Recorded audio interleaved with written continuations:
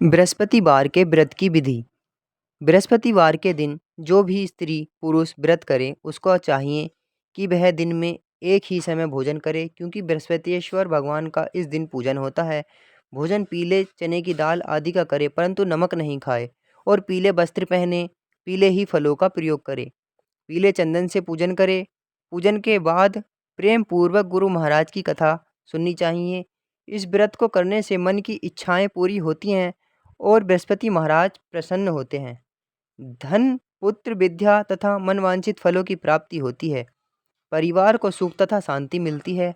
इसलिए यह व्रत सर्वश्रेष्ठ और अति फलदायक सब स्त्री व पुरुषों के लिए है। इस व्रत में केले का पूजन करना चाहिए। कथा और पूजन के समय मन क्रम वचन से शुद्ध होकर जो इच्छा हो बृहस्पति देव से प्रार्थना करनी चाहिए। उसकी इच्छाओं को बृहस्पति देव अवश्य पूर्ण करते हैं, ऐसा मन में दृढ़ विश्वास रखना चाहिए। अथ श्री बृहस्पतिवार व्रत कथा। एक समय की बात है कि भारतवर्ष में एक नृपति राज्य करता था। वह बड़ा ही प्रतापी और दानी था। वह नित्य प्रतिदिन मंदिर में दर्शन करने जाता था। वह ब्राह्मण और गुरु की सेवा किया करता। उसके दरवाजे से कोई भी निराश होकर नहीं लौटता था, तथा वह प्रत्येक गुरुवार को व्रत रखता एवं पूजन करता था। हर एक दिन गरीबों की सहायता करता था, परंतु यह सब बातें उसकी रानी को अच्छी नहीं लगती थी।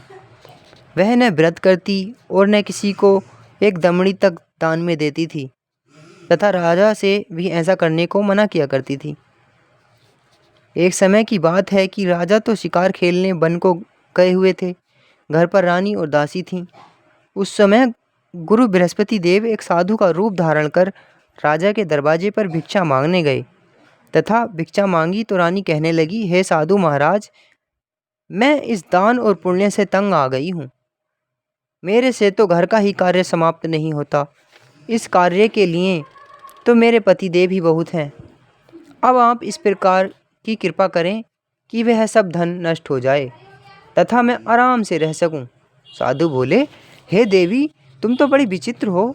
संतान और धन से कोई दुखी नहीं होता, इसको सभी चाहते हैं। पापी भी पुत्र और धन की इच्छा करता है। अगर आपके पास धन अधिक है तो भूखे मनुष्यों को भोजन कराओ, प्याऊ लगवाओ, ब्राह्मणों को दान दो, धर्मशाला बनवाओ, कुआं, तालाब, बावड़ी, बाग, बगीचों आदि के निर्माण कराओ, निर्धन मनुष्यों की कुंवारी कन्याओं का विवाह कराओ और अनेकों यज्ञ आदि धर्म करो। इस प्रकार के कर्मों से आपकी कुल और आपका नाम परलोक में सार्थक हो एवं स्वर्ग की प्राप्ति होगी।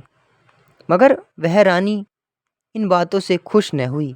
वह बोली, हे साधु महाराज, मुझे ऐसे धन का भी आवश्यकता नहीं है जिसको और मनुष्यों को दान दूं, तथा जिसको रखने उठाने में मेरा सारा समय ही बर्बाद हो जाए। साधु ने कहा, हे देवी, तुम्हारी ऐसी इच्छा है तो ऐसा ही होगा। मैं तुम्हें बताता हूँ, वैसा ही करना।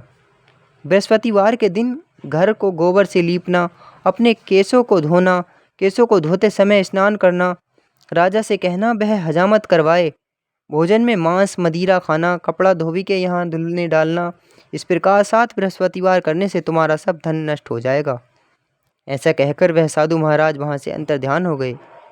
रानी ने साधु के कहने के अनुसार वैसा ही किया।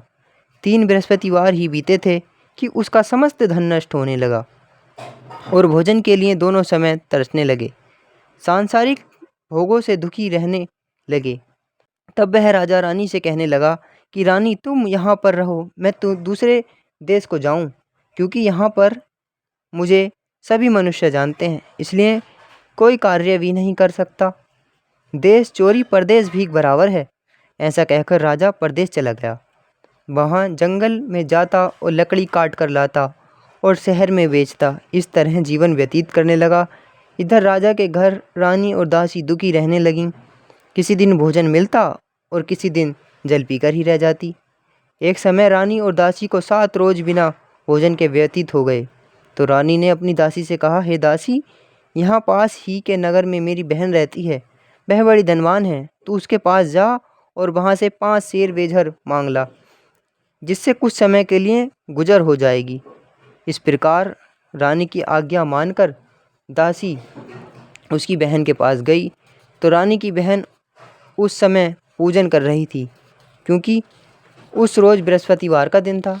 जब दासी ने रानी की बहन को देखा और उससे बोली, हे रानी, मुझे तुम्हारी बहन ने भेजा है, मेरे लिए 5 शेर बेजर दे दो। इस प्रकार दासी ने अनेक बार कहा, परंतु रानी ने कुछ उत्तर नहीं दिया, क्योंकि वह उस समय बृहस्पतिवार की व्रत कथा सुन रही थी। इस प्रकार जब दासी को किसी प्रकार उत्तर नहीं मिला तो वह बहुत दुखी हुई और क्रोध भी आया और लौटकर अपने गांव रानी के पास आकर बोली, हे रानी, आपकी बहन बहुत ही बड़ी आदमी है, वह छोटे मनुष्यों से बात भी नहीं करती, क्योंकि मैंने उनसे कहा तो उसने कोई उत्तर ही नहीं दिया, मैं वापस चली आई। रानी बोली, हे दासी, इसमें उसका कोई दोष नहीं है। जब बुरे दिन आते हैं तब कोई सहारा नहीं देता, अच्छे बुरे का पता विपत्ति में ही लगता है। जो ईश्वर की इच्छा होगी वही होगा, वह सब हमारे भाग्य का दोष है। इधर उस रानी ने देखा कि मेरी बहन की दासी आई थी, परंतु मैं उससे नहीं बोली, इससे वह बहुत दुखी हुई होगी। यह सोच कथा को सुन और विष्णु भगवान का पूजन समाप्त कर वह रानी अपनी बहन के घर चल दी और जाकर अपनी बहन से कहने लगी कि हे बहन, मैं बृहस्पतिवार का व्रत कर रही थी, तुम्हारी दासी गई, परंतु जब तक कथा होती है तब तक न उठते हैं और न बोलते हैं, इसलिए मैं न बोली। कहो दासी, क्यों गई थी? रानी बोली, बहन, हमारे अनाज नहीं था, वैसे तुमसे कोई बात छिपी नहीं है, इस कारण मैंने दासी को तुम्हारे पास 5 शेर बेजर लेने के लिए भेजा था। रानी बोली, बहन देखो, बृहस्पति भगवान सबकी मनोकामना पूर्ण करते हैं, देखो शायद तुम्हारे घर में अनाज रखा हो। इस प्रकार का वचन जब रानी ने सुना तो घर के अंदर गई और वहाँ उसे एक घड़ा बेजर का भरा मिल गया। तब तो वह रानी और बांदी को बहुत ही दुखी हुई और दासी कहने लगी, हे रानी, देखो, वैसे हमको जब नहीं मिलता तो हम रोज़ ही व्रत करते हैं, अगर इनसे व्रत की विधि और कथा पूछ ली जाए तो उसे हम भी क्या करेंगे। तब उस रानी ने अपनी बहन से पूछा कि हे बहन, बृहस्पतिवार के व्रत की में चने की दाल मुनक्का से विष्णु भगवान का केले की जड़ में पूजन करें तथा दीपक जलावें, पीला भोजन करें तथा कहानी सुने। इस प्रकार करने से गुरु भगवान प्रसन्न होते हैं, अन्न पुत्र धन देते हैं, मनोकामना पूर्ण करते हैं। इस प्रकार रानी और दासी दोनों ने निश्चय किया कि बृहस्पति भगवान का पूजन जरूर करेंगे। 7 रोज बाद जब बृहस्पतिवार आया तो उन्होंने व्रत रखा, गुड़साल में जाकर चना गुड़ बीन लाई तथा उसकी दाल से केले की जड़ का तथा विष्णु भगवान का पूजन किया। अब भोजन पीला कहाँ से आवे, बेचारी बड़ी दुखी हुई, परंतु उन्होंने व्रत किया था, इस कारण गुरु भगवान प्रसन्न थे। 2 थालों में सुंदर पीला भोजन लेकर आए और दासी को देकर बोले, हे दासी, यह तुम्हारे और रानी के लिए भोजन है, तुम दोनों करना। दासी भोजन पाकर बड़ी प्रसन्न हुई और रानी से बोली, चलो रानी जी, भोजन कर लो। रानी को इस विषय में कुछ पता नहीं था, इसलिए वह दासी से बोली, तू ही भोजन कर, क्योंकि तू ही तो हमारी व्यर्थ में हंसी उड़ाती है। दासी बोली, एक महात्मा भोजन दे गया है। रानी कहने लगी, वह भोजन तेरे लिए ही दे गया है, तू ही भोजन कर। दासी ने कहा, वह महात्मा हम दोनों को 2 थालों में भोजन दे गया है, इसलिए हम और तुम दोनों ही साथ साथ भोजन करेंगी। इस प्रकार रानी और बांदी दोनों ने गुरु भगवान को नमस्कार कर भोजन प्रारंभ किया तथा अब वह प्रत्येक बृहस्पतिवार को गुरु भगवान का व्रत और विष्णु भगवान की पूजा करने लगी। बृहस्पति भगवान की कृपा से फिर रानी और दासी के पास धन हो गया। रानी फिर उस प्रकार आलस्य करने लगी। तब दासी बोली, देखो रानी, तुम पहले इस प्रकार आलस्य करती थी, तुम्हें धन के रखने में कष्ट होता था, इस कारण सभी धन नष्ट हो गया। अब गुरु भगवान की कृपा से धन मिला है तो फिर तुम्हें आलस्य होता है। बड़ी मुसीबतों के बाद हमने यह धन पाया है, इसलिए हमें दान पुण्य करना चाहिए तथा भूखे मनुष्यों को भोजन कराओ, प्याऊ लगवाओ, ब्राह्मणों को दान दो, कुआं, तालाब, बावड़ी आदि का निर्माण करो, मंदिर पाठशाला बनवाकर दान दो, कुंवारी कन्याओं का विवाह करवाओ, धन को शुभ धन कर्मों में खर्च करो, जिससे तुम्हारे कुल का यश बढ़े तथा स्वर्ग प्राप्त हो और पितर प्रसन्न हो। तब रानी ने इसी प्रकार के कर्म करने प्रारंभ किए तो काफ़ी यश फैलने लगा। एक दिन रानी और दासी विचार करने लगीं, न जाने राजा किस प्रकार से होंगे, उनकी कोई खबर नहीं। गुरु भगवान से उन्होंने प्रार्थना की और भगवान ने रात्रि में राजा को स्वप्न में कहा, हे राजा उठ, तेरी रानी तुझको याद करती है, अपने देश को चला जा। राजा प्रातःकाल उठा और विचार करने लगा, स्त्री जाति खाने और पहनने की शौकीन होती है, पर भगवान की आज्ञा मानकर वह अपने नगर के लिए चलने को तैयार हुआ। इससे पूर्व जब राजा परदेश चला गया तो परदेश में दुखी रहने लगा। प्रतिदिन जंगल में से लकड़ी बीन कर लाता और उन्हें शहर में बेचकर अपने दुखी जीवन को बड़ी कठिनाई से व्यतीत करता था। एक दिन राजा दुखी हो अपनी पुरानी बातों को याद करके रोने लगा। तब उस जंगल में से बृहस्पति देव एक साधु का रूप धारण कर आ गए और राजा के पास आकर बोले, हे लकड़हारे, तुम इस सुनसान जंगल में किस चिंता में बैठे हो, मुझको बतलाओ। यह सुन राजा के नेत्रों में जल भर आया और साधु को वंदना कर बोला, हे प्रभु, आप सब कुछ जानने वाले हो। इतना कह साधु को अपनी संपूर्ण कहानी बतला दी। महात्मा दयालु होते हैं। उससे बोले, हे राजा, तुम्हारी स्त्री ने बृहस्पति देव का अपराध किया था, जिस कारण तुम्हारी यह दशा हुई। अब तुम किसी प्रकार की चिंता मत करो, भगवान तुम्हें पहले से अधिक धनवान करेगा।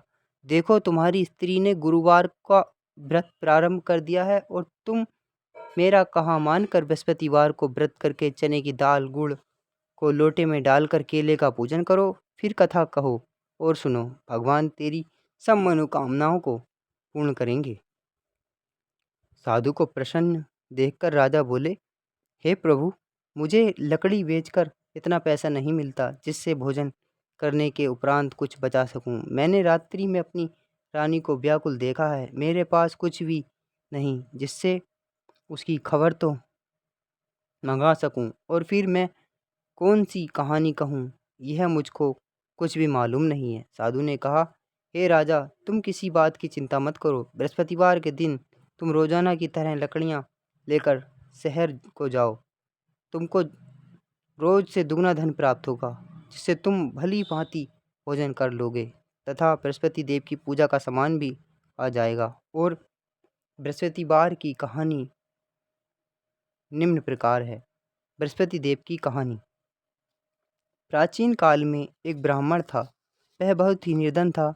उसके कोई भी संतान नहीं थी। उसकी स्त्री बहुत मलिनता के साथ रहती थी।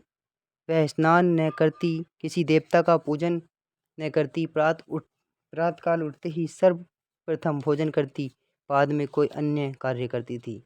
इससे ब्राह्मण देवता बड़े दुखी थे। बेचारे बहुत कुछ कहते थे किंतु उसका कोई परिणाम न निकलता। भगवान की कृपा से ब्राह्मण की स्त्री के कन्या रूपी रत्न पैदा हुआ और वह कन्या अपने पिता के घर में बड़ी होने लगी। वह बालिका प्रातः स्नान करके विष्णु भगवान का जाप करने लगी, बृहस्पतिवार का व्रत करने लगी, अपने पूजा पाठ को समाप्त करके स्कूल जाती और अपनी मुट्ठी में जौ भर के ले जाती और पाठशाला के मार्ग में डालती जाती। तब ये जौ स्वर्ण के हो जाते। लौटते समय उनको बीनकर घर ले आती। एक दिन वह बालिका सूप में उन सोने के जौ को फटक कर साफ कर रही थी। उसकी माँ ने देख लिया और कहा, हे बेटी, सोने के जौ को फटकने के लिए सोने का सूप होना चाहिए। दूसरे दिन गुरुवार था। इस कन्या ने व्रत रखा और बृहस्पति देव से प्रार्थना करके कहा, हे प्रभु, मैंने आपकी पूजा सच्चे मन से की है, तो मेरे लिए सोने का सूप दे दो। बृहस्पति देव ने उसकी प्रार्थना स्वीकार कर ली। रोजाना की तरह वह कन्या जो फैलाती हुई जाने लगी। जब लौटकर जो बीन रही थी तो बृहस्पति देव की कृपा से सोने का सूप मिला। उसे वह घर ले आई और उससे जौ साफ करने लगी, परंतु उसकी माँ का वही ढंग रहा। एक दिन की बात है कि वह कन्या सोने के सूप में जौ साफ कर रही थी। उस समय उस शहर का राजपुत्र वहां होकर निकला। इस कन्या के रूप और कार्य को देखकर मोहित हो गया तथा अपने घर जाकर भोजन तथा जल त्याग कर उदास होकर लेट गया। राजा को जब इस बात का पता लगा तो अपने प्रधानमंत्रियों के साथ उसके पास गए और बोले, हे बेटा, तुम्हें किस बात का कष्ट है? किसी ने अपमान किया है अथवा कोई और कारण है? सो कहो, मैं वही करूँगा जिससे तुम्हें प्रसन्नता हो। अपने पिता की राजकुमार ने बातें सुनी तो वह बोला, मुझे आपकी कृपा से किसी बात का दुख नहीं है।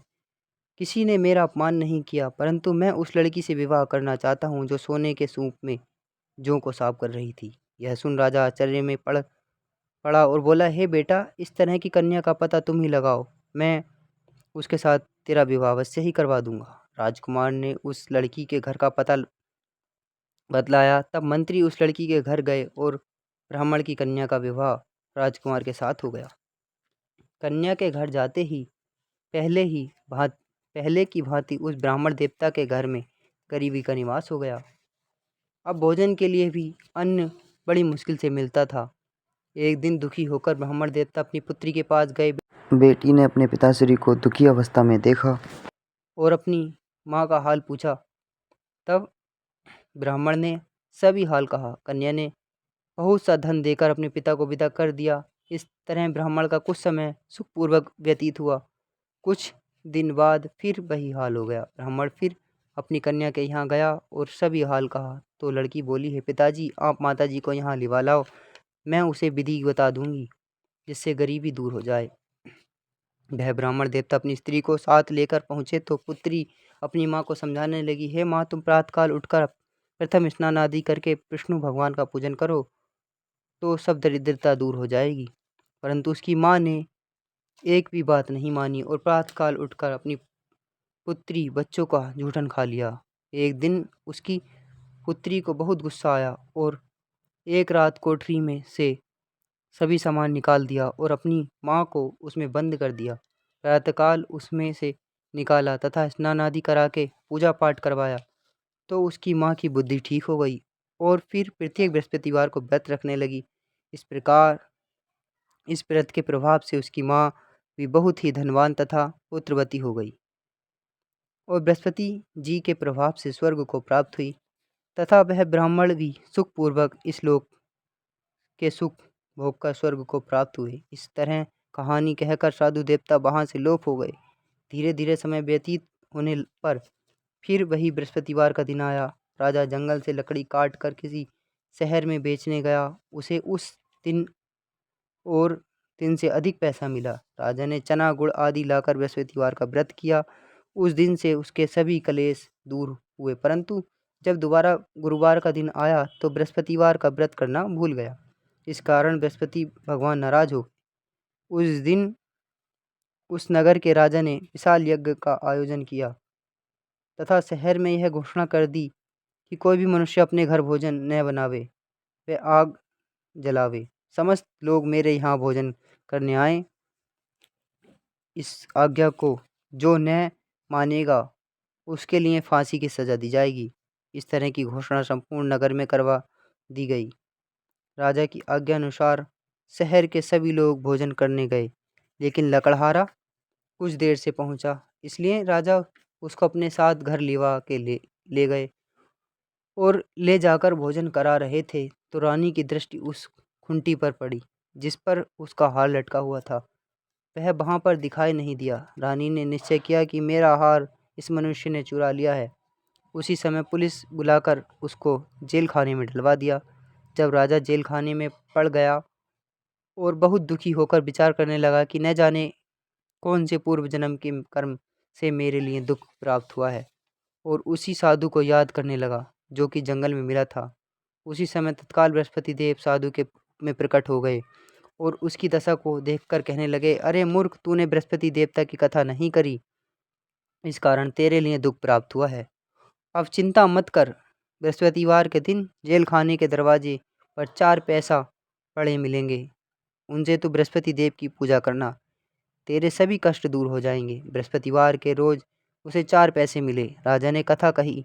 उसी रात्रि को बृहस्पति देव ने उस नगर के राजा को स्वप्न में कहा, हे राजा, तुमने जिस आदमी को जेल खाने में बंद कर दिया है वह निर्दोष है, वह राजा है, उसे छोड़ देना। रानी का हार उसी खुंटी पर लटका हुआ है। अगर तू ऐसा नहीं करेगा तो मैं तेरे राज्य को नष्ट कर दूंगा। इस तरह के रात्रि स्वप्न को देख राजा प्रातःकाल उठा और खुंटी पर हार देखकर लकड़हारे को बुलाकर क्षमा मांगी तथा राजा को योग्य सुंदर वस्त्र आभूषण देकर विदा किया तथा गुरुदेव की आज्ञा अनुसार राजा अपने नगर को चल दिया। राजा जब नगर के निकट पहुंचा तो उसे बड़ा ही आश्चर्य हुआ। नगर में पहले से ही अधिक बाग, तालाब और कुएं तथा बहुत ही धर्मशाला, मंदिर आदि बने हुए थे। राजा ने पूछा कि यह किसका बाग और धर्मशाला है। तब नगर के सब लोग कहने लगे कि यह सब रानी और बांदी के हैं। तो राजा को आश्चर्य हुआ और गुस्सा भी आया। जब रानी ने यह खबर सुनी कि राजा आ रहे हैं तो उसने बांदी से कहा कि हे दासी, देख राजा हमको कितनी बुरी हालत में छोड़ गए थे। वह हमारी ऐसी हालत देखकर लौट न जाएं, इसलिए तू दरवाजे पर खड़ी हो जा। आज्ञा अनुसार दासी दरवाजे पर खड़ी हो गई और राजा आए तो उन्हें अपने साथ लिवा लाई। तब राजा ने क्रोध करके अपनी तलवार निकाली और पूछने लगे, यह बताओ कि यह धन तुम्हें कैसे प्राप्त हुआ है। तब उन्होंने कहा कि हमें यह सब धन बृहस्पति देव की इस व्रत के प्रभाव से प्राप्त हुआ है। राजा ने निश्चय किया कि 7 रोज बाद तो सभी बृहस्पति देव का पूजन करते हैं, परंतु मैं रोजाना दिन में 3 बार कहानी कहा करूँगा तथा रोज व्रत किया करूँगा। अब हर समय राजा के दुपट्टे में चने की दाल बंधी रहती तथा दिन में 3 बार कहानी कहता। एक रोज राजा ने विचार किया कि चलो अपनी बहन के यहाँ हो आए। इस तरह निश्चय कर राजा घोड़े पर सवार हो अपनी बहन के यहाँ चलने लगा। मार्ग में उसने देखा कि कुछ आदमी एक मुर्दे को लिए जा रहे हैं। उन्हें रोककर राजा कहने लगा, अरे भैया, मेरी बृहस्पति की कहानी सुन लो। वे बोले, लो हमारा तो आदमी मर गया है, इसको अपनी कथा की पड़ी है। परंतु कुछ आदमी बोले, अच्छा कहो, हम तुम्हारी कथा भी सुनेंगे। राजा ने दाल निकाली और जब कथा आदि हुई थी कि मुर्दा हिलने लगा और जब कथा समाप्त हो गई तो राम राम कह के वह मनुष्य खड़ा हो गया। आगे मार्ग में उसने एक किसान खेत में हल चलाता मिला। राजा ने उसे देखा और उससे बोला, अरे भैया, तुम मेरी बृहस्पतिवार की कथा सुन लो। किसान बोला, जब तक मैं तेरी कथा सुनूंगा तब तक 1-4 हरेया जोत लूंगा। जा अपनी कथा किसी और को सुनाना। इस तरह राजा आगे चलने लगा। राजा के हटते ही बैल पछाड़ खाकर गिर गया तथा उसके पेट में बहुत जोर से दर्द होने लगा। उस समय उसकी माँ रोटी लेकर आई। उसने जब यह देखा तो अपने पुत्र से सब हाल पूछा और बेटे ने सभी हाल कह दिया। तो बुढ़िया दौड़ी दौड़ी उस घुड़सवार के पास गई और उससे बोली, मैं तेरी कथा सुनूंगी, तो अपनी कथा मेरे खेत पर ही चलकर कहना। राजा ने बुढ़िया के खेत पर जाकर कथा कही, जिसके सुनते ही वह बैल खड़े हुए तथा किसान के पेट का दर्द बंद हो गया। राजा अपनी बहन के घर पहुंच गया। बहन ने भाई को खूब मेहमानी की। दूसरे रोज प्रातःकाल राजा जगा तो वह देखने लगा कि सब लोग भोजन कर रहे हैं। राजा ने अपनी बहन से कहा कि ऐसा कोई मनुष्य है जिसने भोजन नहीं किया हो, मेरी बृहस्पतिवार की कथा सुन ले। बहन बोली, हे भैया, यह देश ऐसा ही है। पहले यहाँ लोग भोजन करते हैं, बाद में अन्य काम करते हैं। अगर कोई पड़ोस में हो तो देख आऊं। वह ऐसा कहकर देखने चली, परंतु उसे कोई भी ऐसा व्यक्ति नहीं मिला जिसने भोजन न किया हो। अतः वह एक कुम्हार के घर गई जिसका लड़का बीमार था। उसे मालूम हुआ कि उनके यहाँ 3 रोज से किसी ने भोजन नहीं किया है। रानी ने अपने भाई की कथा सुनने के लिए कुम्हार से कहा। वह तैयार हो गया। राजा ने जाकर बृहस्पतिवार की कथा कही, जिसको सुनकर उसका लड़का ठीक हो गया। अब तो राजा की प्रशंसा होने लगी। एक दिन राजा ने अपनी बहन से कहा कि हे बहन, हम अपने घर को जाएंगे, तुम भी तैयार हो जाओ। राजा की बहन ने अपनी सास से कही।